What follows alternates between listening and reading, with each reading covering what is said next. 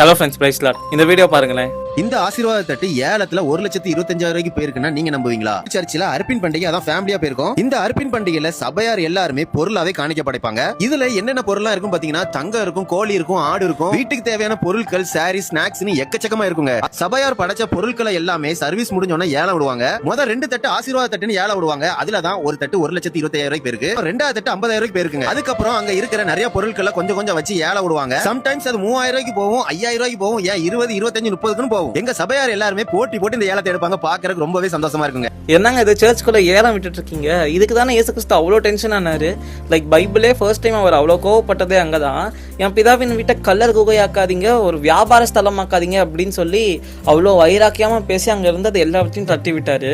இது நம்ம எல்லாருக்கும் தெரிஞ்ச ஒரு இன்சிடென்ட் தான். பட் இதே நம்ம மறுபடியும் சர்ச்சுக்குள்ளேயே பண்றது எனக்கு இது ஒன்றும் புரியலையே. இதுல ஆசீர்வாத தட்டு அப்படின்னு வேற 1.5 லட்சத்துக்கு ஒருத்தர் வாங்கியிருக்காங்க ஏலத்துல.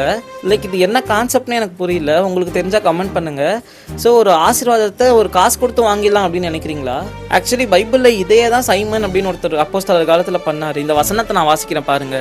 அப்போஸ்தலர் தங்கள் கைகளை அவர்கள் மேல் வைத்ததினால் பரிசுத்தாவி தந்தரப்படுகிறதை சீமோன் கண்டபோது அவர்களிடத்தில் பணத்தை கொண்டு வந்து, நான் எவன் மேல் என் கைகளை வைக்கிறேனோ அவன் பரிசுத்தாவியை பெறத்தக்கதாக எனக்கும் அந்த அதிகாரத்தை கொடுக்க வேண்டும் என்றான். அதாவது இந்த ஒரு வரத்தை எனக்கு பணம் கொடுத்துருங்க அப்படின்னு அந்த சீமோன் கேட்கிறாரு. அதுக்கு பேதுரு என்ன சொல்றாரு பாருங்க.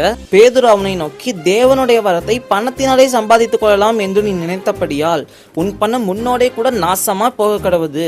உன் இருதயம் தேவனுக்கு முன்பாக செம்மையா இராதபடியால் இந்த விஷயத்தில் உனக்கு பங்கும் இல்லை பாகமும் இல்லை அப்படின்னு சொல்லி, மேபி நீ வேணா ஜெபிச்சுக்கோ, உனக்கு மேபி இறக்கம் கிடைக்கலாம் அப்படின்னு சொல்லி இந்த பணத்தினால அவர் வாங்க நினைச்ச ஒரே விஷயத்துக்காக பேதுரு அவ்வளோ ஹார்ஷா கடிந்து கொள்றாரு. ஸோ இதே போல ஆசீர்வாத தட்டு அப்படின்னு இந்த தட்டு வாங்க நமக்கு ஆசீர்வாதம் கிடைக்கும் அப்படின்னு சொல்லி அதிக காசு கொடுத்து ஏலத்துல இந்த மாதிரிலாம் வாங்குறது வேதாகமத்தின் படி சரியில்லையோ அப்படின்னு தோணுது. ஏன்னா அந்த ஆசீர்வாதத்தை நம்ம யார்கிட்ட இருந்து எதிர்பார்க்கிறோம்? அந்த ஒரு தட்டு வாங்குறதுனால ஆசீர்வாதம் வருமா, இல்ல கர்த்தர்ட்ட இருந்து நம்ம எதிர்பார்க்கணுமா? ஸோ கர்த்தர்ட்ட எதிர்பார்க்கறது ஒரு தட்டுனால வரும் அப்படின்னு நம்ம எதிர்பார்க்கறது, அதுவும் சர்ச்சில் இந்த மாதிரி ஏலம் விடுறது, பிஸ்னஸ் மாதிரி பண்றதெல்லாம் பார்க்கும்போது ரொம்பவே கஷ்டமா இருக்கு. லைக் இந்த நிதியெல்லாம் நாங்கள் சர்ச்சோட வளர்ச்சிக்காக யூஸ் பண்ணுவோம் அப்படின்னா கூட அதுக்கு தான் காணிக்கை இருக்கே, நீங்கள் இந்த மாதிரி தேவைகள்லாம் இருக்குது, நீங்கள் வந்து காணிக்கை கர்த்தருக்காக செலுத்துங்க அப்படின்னு சொன்னால் கூட போதும் தான். ஸோ இந்த மாதிரி பிஸ்னஸ் டீல்ஸ்லாம் பண்ணுறது வேதாகமத்தின் படி தவறு அப்படின்னு நினைக்கிறேன். ஆக்சுவலி அந்த வீடியோலையுமே கூட நிறையா பேர் இந்த மாதிரி தவறு இது எல்லாமே அப்படின்னு சொல்லி வேத வசனத்துடன் போட்டிருந்தாங்க. ஸோ இதை பற்றின உங்களுடைய கருத்துக்களையும் வேத வசனத்துடன் நீங்கள் கமெண்ட் பண்ணுங்கள், நம்ம கண்டிப்பாக டிஸ்கஸ் பண்ணலாம். ஆமீன்.